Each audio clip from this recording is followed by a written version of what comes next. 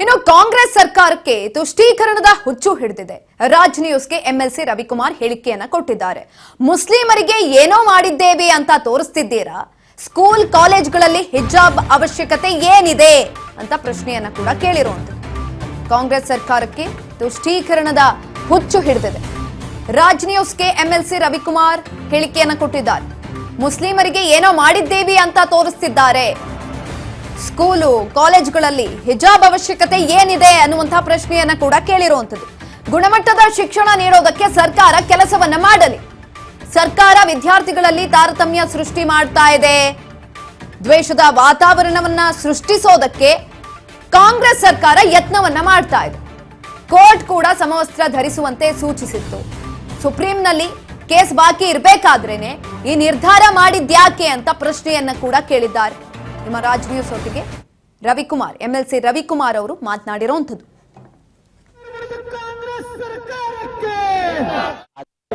ರಾಜ್ಯ ಸರ್ಕಾರ ಹಿಜಾಬ್ ನಿಷೇಧದ ಆದೇಶವನ್ನ ನಿನ್ನೆ ಹಿಂಪಡೆದಿದೆ. ಈ ಬಗ್ಗೆ ಮಾತನಾಡಲಿಕ್ಕೆ ನನ್ನ ಜೊತೆ ವಿಧಾನ ಪರಿಷತ್ನ ವಿರೋಧ ಪಕ್ಷದ ಮುಖ್ಯ ಸಚೇತಕರು ಆಗಿರುವಂತಹ ಎನ್ ರವಿಕುಮಾರ್ ಇದ್ದಾರೆ. ಸರ್, ರಾಜ್ಯ ಸರ್ಕಾರ ನಿನ್ನೆ ಇದ್ದಕ್ಕಿದ್ದಂತೆ ನಿಮ್ಮ ಸರ್ಕಾರದಲ್ಲಿ ಹಿಜಾಬ್ ನಿಷೇಧವನ್ನು ಕೂಡ ಮಾಡಿತ್ತು, ಅದನ್ನ ಆದೇಶವನ್ನ ಹಿಂಪಡೆದಿದೆ. ಏನ್ ಕಾರಣ ಇರ್ಬೋದು ಅನ್ನುವಂಥ ಸರ್? ನೋಡಿ, ಈ ಸರ್ಕಾರಕ್ಕೆ ಒಂದು ರೀತಿ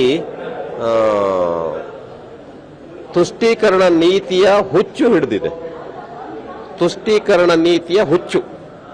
ನಾನು ಮುಸಲ್ಮಾನ್ ವಿದ್ಯಾರ್ಥಿಗಳಿಗೆ, ಮುಸಲ್ಮಾನ್ ಸಮುದಾಯಕ್ಕೆ ಏನೋ ಮಾಡಿದ್ದೀನಿ ಅನ್ನುವಂಥ ಒಂದು ಸಾಹಸವನ್ನು ಈ ಸರ್ಕಾರ ಮಾಡ್ತಾ ಇದೆ.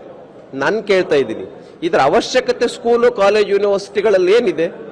ನೀವು ಮಾಡೋದಾದ್ರೆ ಶಾಲಾ ಕಾಲೇಜುಗಳು ಮತ್ತು ಯೂನಿವರ್ಸಿಟಿಗಳಲ್ಲಿ ಗುಣಮಟ್ಟದ ಶಿಕ್ಷಣವನ್ನು ಕೊಡೋದಕ್ಕೆ ಈ ತರದ ಆದೇಶ ತನ್ನಿ, ಈ ತರದ ನಿರ್ಧಾರಗಳನ್ನು ಮಾಡಿ. ನೀವು ವಿದ್ಯಾರ್ಥಿಗಳಲ್ಲಿ ವಿಭಿನ್ನ ಭಾವನೆಯನ್ನು ನಿರ್ಮಾಣ ಮಾಡಕ್ಕೆ, ವಿದ್ಯಾರ್ಥಿಗಳಲ್ಲಿ ಈ ರೀತಿಯ ಒಂದು ದ್ವೇಷದ ಮನೋಭಾವನೆಯನ್ನು ನಿರ್ಮಾಣ ಮಾಡಕ್ಕೆ, ದ್ವೇಷದ ವಾತಾವರಣವನ್ನು ನಿರ್ಮಾಣ ಮಾಡೋದಕ್ಕೆ ಯಾಕೆ ಈ ತರದ ಆದೇಶಗಳನ್ನು ಹೊರಡಿಸ್ತಾ ಇದ್ದೀರಾ? ಎಸ್.ಎನ್. ಕೃಷ್ಣ ಅವರು ಮುಖ್ಯಮಂತ್ರಿ ಆದಾಗ್ಲಿಂದ ಇವತ್ತಿನವರೆಗೆ ಈ ತರದ್ದೇನು ಸಮಸ್ಯೆ ಇರಲಿಲ್ಲ.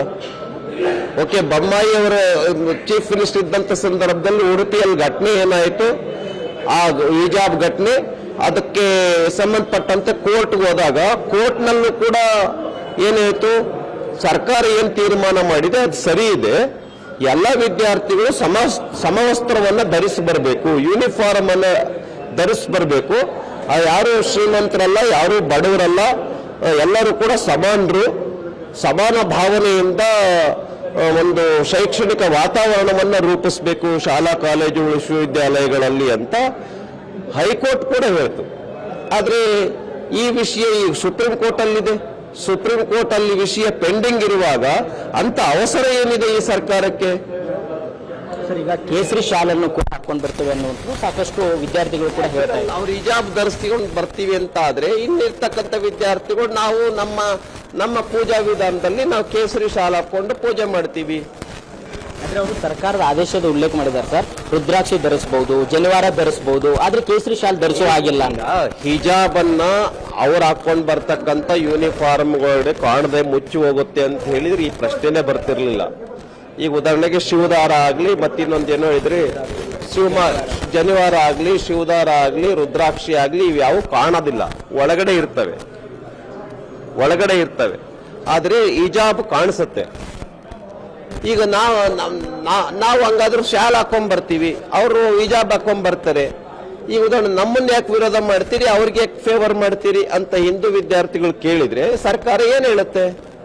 ಒಂದ್ ರೀತಿ ಒತ್ತಡಕ್ಕೆ ಬಿದ್ದಿದ್ದಾರೆ, ಓಲೈಕೆ ರಾಜಕಾರಣಕ್ಕೆ ಇವರು ಮಣಿದಿದ್ದಾರೆ.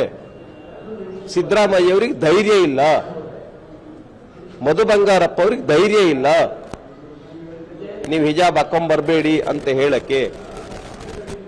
ಇದನ್ನ ನಾನು ಹೇಳ್ತಾ ಇದ್ದೀನಿ.